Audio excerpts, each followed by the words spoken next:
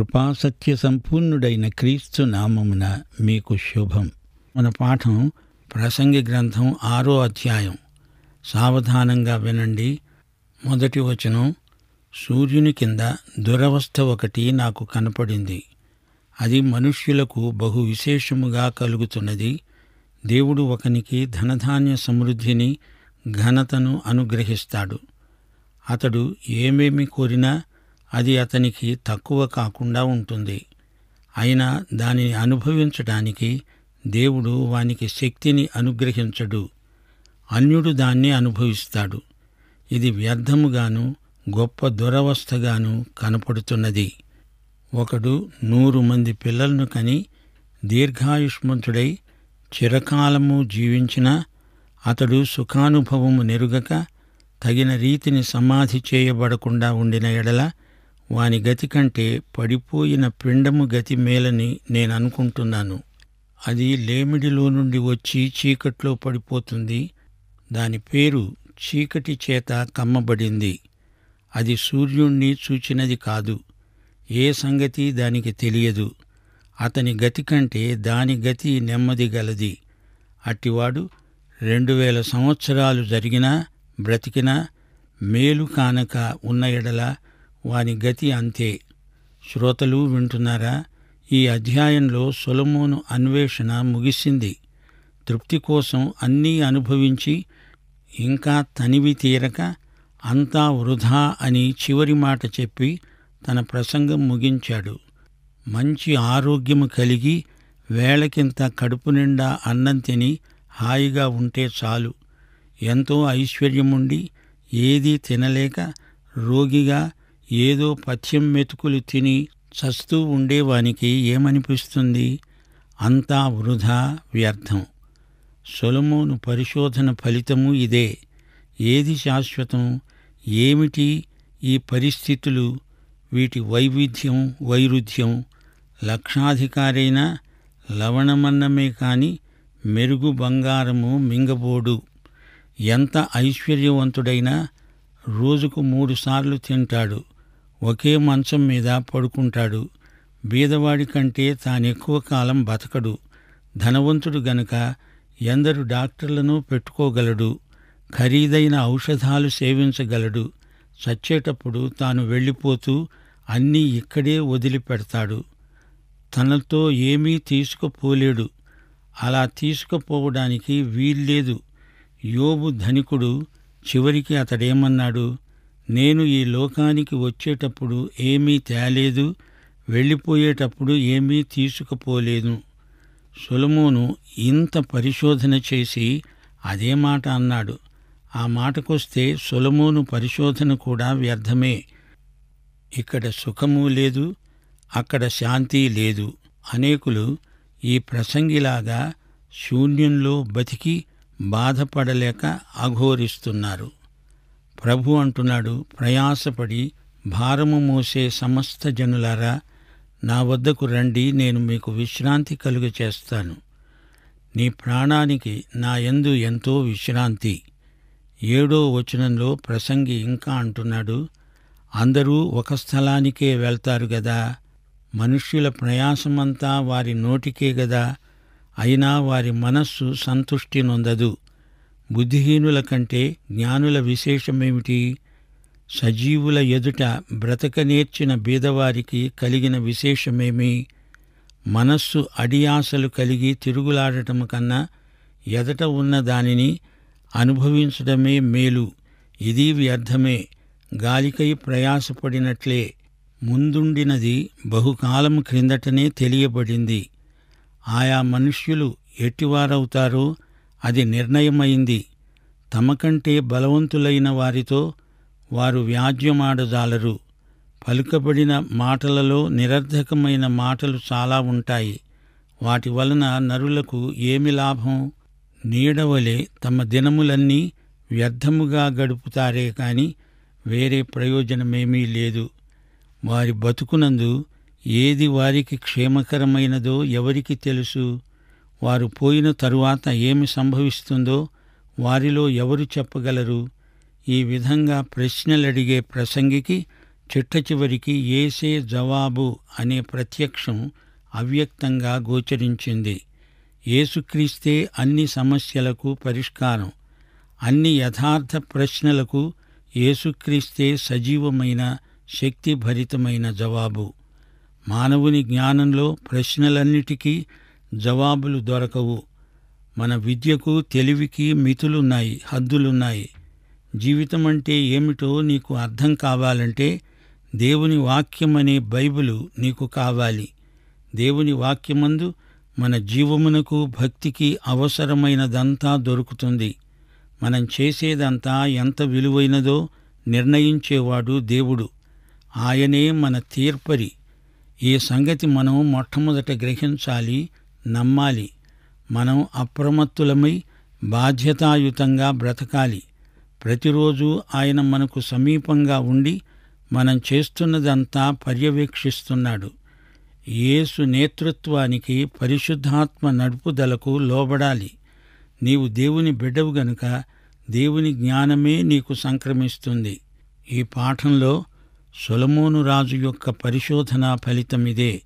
ఈ లోకంలో దేవుడు లేకుండా మనం పడే ప్రయాస అంతా వృధా. కీర్తనలు 17:14 దావీదు ప్రార్థన ఎలా ఉందో సొలొమోను వేదాంతంతో దాన్ని పోల్చి చూడండి.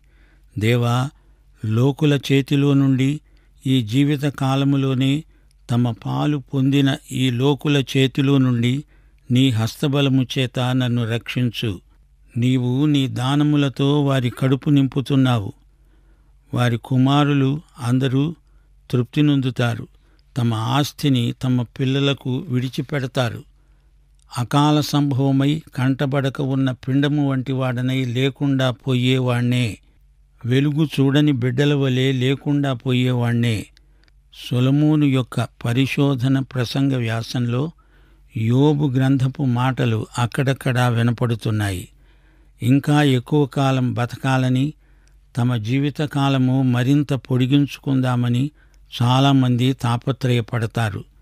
తమ ఆహార విహారాలలో ఎంతో జాగ్రత్త వహించి ఆరోగ్యం విషయంలో ఎంతో శ్రద్ధ చూపుతారు. తమ ఆధ్యాత్మిక ఆరోగ్యాన్ని పూర్తిగా నిర్లక్ష్యం చేస్తారు. వారికి ముందు చూపు లేదు. అట్టివారు మందభాగ్యులు. వారి బ్రతుకులు చివరికి శూన్యమై నిరర్ధకమైపోతాయి అంటున్నాడు ప్రసంగి. ఈ జీవం మాత్రం కాదు, నిత్య జీవం మన ధ్యేయం. లేకపోతే ఆశాభంగం తప్పదు. కర్మ కాదు, ప్రారబ్ధం కాదు, దేవుని నిత్య సంకల్ప పరిధిలో మనమున్నాము. దేవుడు నిర్ణయించినట్లే మన జీవితంలోని ప్రతి సంఘటన జరుగుతుంది. ఈ విషయంలో అప్పుడప్పుడు అనుమానాలు పొడసూపుతాయి. విశ్వాసం సడలిపోకుండా మనం జాగ్రత్త పడాలి. ఆయన సంకల్పము చొప్పున పిలువబడిన వారికి సమస్తము వారి మేలు కోసమే సమకూడి జరుగుతుంది. పరలోకంలో ఎలాగో అలాగే దేవుని చిత్తము మన వ్యక్తిగత జీవితాలలో నెరవేరుతుంది.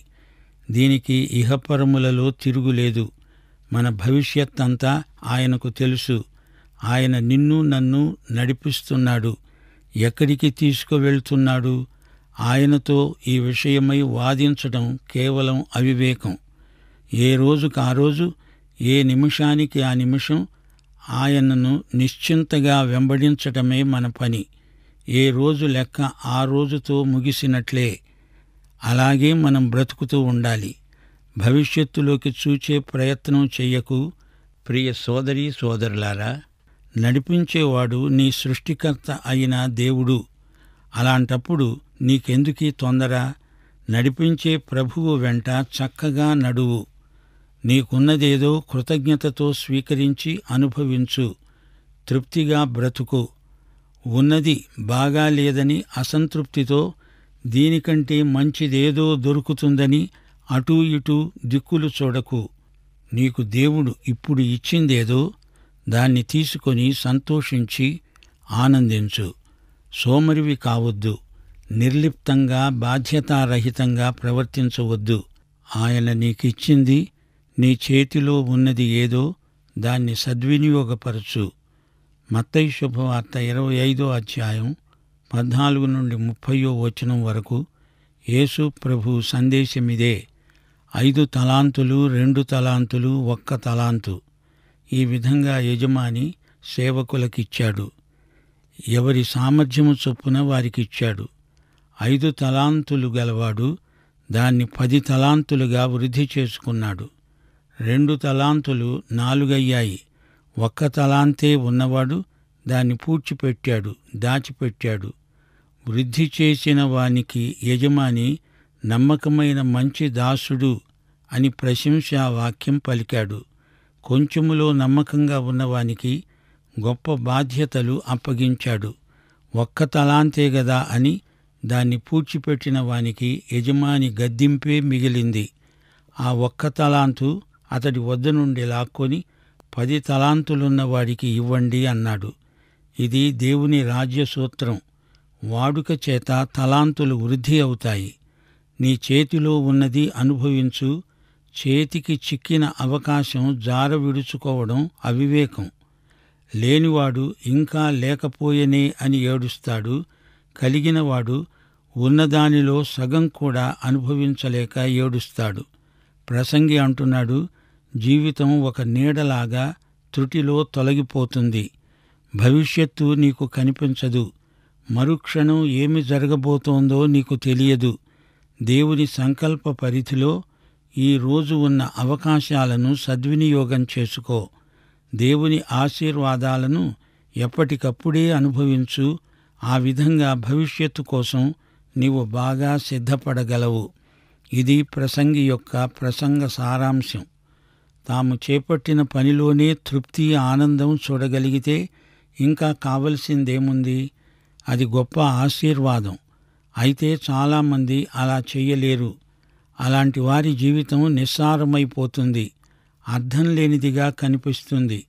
అలాంటి వారు అసలు పుట్టకపోయినా బావుండు అంటున్నాడు ప్రసంగి. అందరూ ఒకే స్థలానికి వెడతారు అంటే సమాధి. అయితే ఆ తరువాత నిత్యత్వంలో కొందరు పరలోకానికి, కొందరు నరకానికి పోతారు. మరణానంతర జీవితంలో తేడా ఉంది. మేలు చేసిన వారికి జీవ పునరుత్థానం, కీడు చేసిన వారికి తీర్పు పునరుత్థానం. మనిషి ఎల్లప్పుడూ ఇహలోక విషయాలలో సంతృప్తిని వెతుకుతాడు, కాని అది వారికి లభించదు. పేదలు, ధనికులు, జ్ఞానులు, మూర్ఖులు అందరూ తమ కోరికలకు లోనైపోతారు. మనిషి ఆంతర్యం దేవునికి బాగా తెలుసు. అన్నీ ఉన్నా ఏదీ అనుభవించలేని వారు కొందరైతే, మరికొందరు కూడబెట్టిందంతా ఎవరికీ కాకుండా పోతుంది.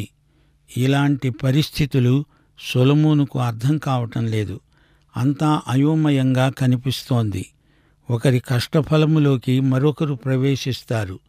ఇది ఎంతో విషాదంగా కనిపిస్తోంది అంటున్నాడు ప్రసంగి. అయినా ఒక వ్యక్తి జీవిత పరిణామం దేవుని చేతిలోనే ఉంది.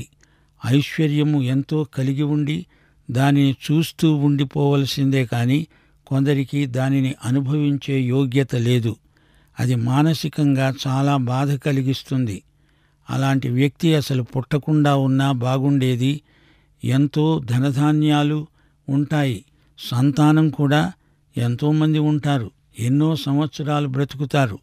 కాని చివరికి అలాంటి వారి సమాధి కార్యక్రమం కూడా సరిగ్గా జరగదు. కొందరి బ్రతుకులకు అర్థము పర్థము ఉండదు. అలాంటి వారిని జనం అప్పుడే మర్చిపోతారు. చచ్చినప్పుడు అందరూ సహపంక్తిలోనే పాతిపెట్టబడతారు. కాని దేవుని బిడ్డలు ఆ తరువాత పరలోకానికే వెడతారు. ఈ లోకంలో మనుషుల ఆశకు అంతం లేదు. ఉన్నదానితో తృప్తి చెంది ఉండడం మేలు. మనుషుల ఆశలు అడియాశలవుతాయి. కొందరు కష్టపడి పనిచేస్తారు, వారి కనీసపు అక్కరలు తీరతాయి. అయితే మనిషి కేవలము భౌతిక పదార్థాలతో తృప్తి చెందడు. మనుషుల కష్టార్జితమంతా చివరికి చెత్త కుండీలో పడిపోతుంది. ఒకడు లోకమంతా సంపాదించుకొని తన ఆత్మను పోగొట్టుకుంటే అతనికేమి ప్రయోజనం? ఈ కంటితో చూస్తాము, కాని ఆత్మనేత్రాలు చూడగలిగినవి ఎన్నో ఉన్నాయి. ఊరిక నేత్రాశ, శరీరాశ, జీవపు డంబము మొదలైన వాటిని రెచ్చిపోనీయకూడదు. గాలిని వెతికినట్లు కొందరు సుఖభోగాలను వెతుకుతారు. అంతా వృధా. మానవ జ్ఞానానికి హద్దులున్నాయి. సొలొమోను తన ప్రసంగంలో ఈ విషయాన్ని నొక్కి చెప్తున్నాడు. ఏది మంచిది, ఏది దానికంటే మంచిది అంటూ మానవ జీవితాన్ని విశ్లేషిస్తున్నాడు. మానవుడు ఎలా జీవిస్తే అతనికి మనశ్శాంతి కలుగుతుందో అన్వేషించి చివరికి విసికి వేసారిపోయాడు. దేవుని సంకల్పమేదో గుర్తించగలిగితే ఈ సమస్య ఇట్టే పరిష్కారమైపోతుంది. దేవుని యందలి భయభక్తులే మానవుని క్షేమానికి ఆధారం. దేవుణ్ణి సంతోషపెట్టే జీవితమే సార్థకమైనది, లేకపోతే అంతా వృధా. సొలొమోను మానవుడి కృషి చివరికి ఆశాభంగానికి దారితీస్తుంది అంటున్నాడు. ఇప్పుడున్నది కొత్తదేమీ కాదు, ఇంతకు ముందున్నదే. యెషయా గ్రంథం 40వ అధ్యాయం 26వ వచనం, మీ కన్నులు పైకెత్తి చూడండి, వీటిని ఎవడు సృజించాడు? వీటి లెక్క చొప్పున వీటి సమూహములను బయలుదేరచేసి వీటన్నిటికీ పేర్లు పెట్టి పిలిచేవాడే గదా. తన అధిక శక్తి చేత, తనకు కలిగి ఉన్న బలాతిశయము చేత ఆయన ఒక్కటి కూడా విడిచిపెట్టడు. గనుక మానవుడు ఈ విషయాలను తర్జనభర్జన చేసి ప్రయోజనమేమీ లేదు. దేవుడు జగత్ పునాదికి ముందే నిర్ణయించినట్లు సమస్తము జరుగుతుంది. దేవుని మార్గములు మానవుని బుద్ధికి అందవు. దేవునికి వ్యతిరేకంగా మనిషి ఎంత మాట్లాడినా మానవుడు సాధించగలిగింది ఏదీ లేదు. తనకేది మంచిదో తనకే తెలియని పరిస్థితిలో మానవుడున్నాడు. మానవుడి ప్రశ్నలు దేవుని కృపలేనిదే ప్రశ్నలుగానే మిగిలిపోతాయి. మానవుని జీవితం క్షణికమైనది. ఇప్పుడు ఉన్నవాడు రేపు కనపడడు. మానవుడు బ్రతికే దినాలు నిత్యత్వంతో పోల్చి చూస్తే బహు కొద్ది సమయం. జీవితమంతా నీడలాగా గతించిపోతుంది. యోబు గ్రంథం 14వ అధ్యాయం 2వ వచనం, పువ్వు వికసించినట్లు మనిషి పెరిగి వాడిపోతాడు. నీడ కనబడకపోవున్నట్లు వాడు నిలువక వాడిపోతాడు. మానవుడు తన భవిష్యత్తు తానే ఎరగడు. మరణం తరువాత ఏముందో కనపడదు. నీవు పుట్టకముందు ఏమున్నదో అదీ తెలియదు. దేవుని భవిష్య జ్ఞానంలో ఓ మానవుడా, నీ ఉనికి ఏపాటిది అని ప్రసంగి ప్రశ్నిస్తున్నాడు. మానవుడి అజ్ఞానం అతణ్ణి దేవుని వైపునకు నడిపించాలి. ఇది ఈ పాఠంలోని సారాంశం. ప్రసంగి ఈ ప్రసంగమంతా రాశాడు. ఇతడు దావీదు కుమారుడు, యెరూషలేములో ఇశ్రాయేలీయులను పరిపాలించినవాడు, రాజకీయ జ్ఞానం, వివేకం దేవుని నుండి పొందినవాడు, ఎంతో వైభవము, ప్రభావము గలవాడు. అతని పేరు సొలొమోను. అయినా తన పేరు ఈ గ్రంథంలో అతడు ఎక్కడా చెప్పుకోలేదు. ప్రసంగి తాను వెలిబుచ్చిన అంశాలను గురించి నిశ్చితమైన అభిప్రాయం గలవాడు. జ్ఞానము, నీతి, ఐశ్వర్యం, గౌరవం, ఆనందం, సుఖం, యువత, భవిష్యత్తు, మరణం మొదలైన అంశాలు ఈ గ్రంథంలో చర్చించబడ్డాయి. అంతా వృధా.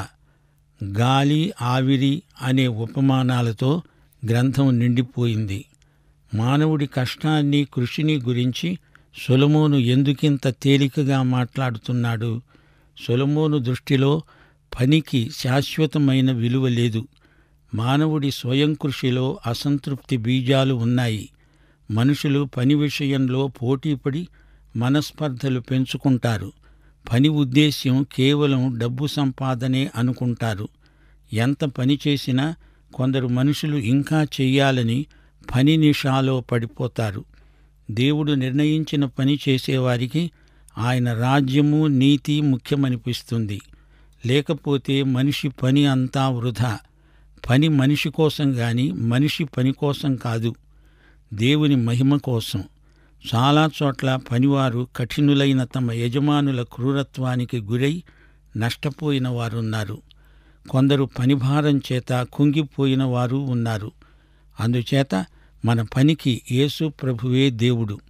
ఒకసారి ప్రభు అన్నాడు, పగలున్నంత వరకు నన్ను పంపిన వాని పనులు మనం చేస్తూ ఉండాలి. రాత్రి వస్తుంది, అప్పుడెవడూ పని చేయలేడు. దేవుడు లేని మానవుని పని చివరికి గొప్ప ఆశాభంగమవుతుంది. అంతేకాదు, నీ పనిలో, వ్యాపారంలో దేవుడు లేకుండా నీకు విజయం కలగడం అసాధ్యం. ఒకవేళ నీవు విజయం సాధించినా అది నిలవదు. మానవుడు ఎంత మేధావి అయినా దేవుడు లేకుండా అంతా మట్టిపాలే. ఈ లోకంలో, పరలోకంలోలాగా దేవుని చిత్తము నెరవేరదు. చాలా సందర్భాలలో మనిషికి న్యాయం దొరకదు, అన్యాయమే ప్రాప్తిస్తుంది. అయితే దేవుడు పరలోక సింహాసనముపై ఆసీనుడై ఉన్నాడు. అంతా ఆయన అదుపాజ్ఞల్లోనే ఉంది. కాని ఇది గ్రహించలేక కొందరు తమ జీవితాన్ని అర్ధరహితంగానూ శూన్యంగానూ చేసుకుంటున్నారు. ఇది ప్రసంగి యొక్క అంతర్మథనం. దేవుడు మనందరికీ తీర్పరి. అయితే సొలొమోను తన గ్రంథంలో దేవుడివ్వబోయే బహుమానాలను గురించి ఒక్క మాట అనలేదు. అతని ప్రసంగమంతా సూర్యుని కింద, ఆకాశము కింద ప్రవర్తిల్లే విషయాలను గురించే చర్చించాడు. మానవ ప్రయత్నాలు, కృషి, సంపాదన, సుఖభోగాలు ఇవన్నీ ఎంత అర్ధరహితమైనవో సొలొమోను రుజువుపరుస్తున్నాడు. ఒక వ్యక్తి ఈ సత్యాన్ని గ్రహించినప్పుడు దేవుని వద్దకు తిరిగి వచ్చే ప్రేరణ తప్పక కలుగుతుంది. మానవుడు దేవుని సృష్టి. ప్రకృతిలోని వనరులన్నీ దేవుడిచ్చినవే. మానవుడు తన సృష్టికర్త అయిన దేవుని పట్ల కృతజ్ఞత చూపాలి. జీవితములోని ప్రతి సంఘటన దేవునికి తెలియకుండా జరగదు. ప్రసంగి గ్రంథంలో నిరాశావాదం ధ్వనిస్తుంది గాని అది నిజం కాదు. మానవులకు కలిగే నిరాశను ఖండించి దేవుని యందలి నిరీక్షణకు మరల్చడానికి సొలొమోను ఈ ప్రసంగం రాశాడు. దేవుని నీతి మానవుని దుష్టత్వానికి మించిన శక్తి గలది. నిర్దేవ మానవ జీవితంలో ఆధ్యాత్మిక నైతిక విలువలు లేవు. జీవితం అశాశ్వతమైనది, అనేకమైన ప్రమాదాలతో నిండి ఉన్నది. అయితే దేవుని యందలి విశ్వాసము మానవుని జీవితానికి నిత్యత్వపు పరిమాణాన్ని చేరుస్తున్నది. దేవుని తీర్పు దృష్ట్యా మానవుడు ప్రస్తుతము జీవించాలి. దేవుని వెలుగు నిన్ను ఆవరించాలి. ఆయన ప్రేమ నిన్ను బలవంతం చెయ్యాలి. ఆయన శక్తి నిన్ను కాపాడాలి. ఆయన సన్నిధి నిన్ను కనిపెట్టి చూస్తూ ఉంటుంది. నీవు ఎక్కడ ఉంటే అక్కడ నీ ప్రభువు నీకు తోడై ఉంటాడు. మన ప్రభు అయిన యేసుక్రీస్తు వారి కృప, తండ్రి అయిన దేవుని ప్రేమ, పరిశుద్ధాత్మ యొక్క అన్యోన్య సహవాసము సదాకాలము మనకందరికీ తోడై ఉండునుగాక. ఆమేన్.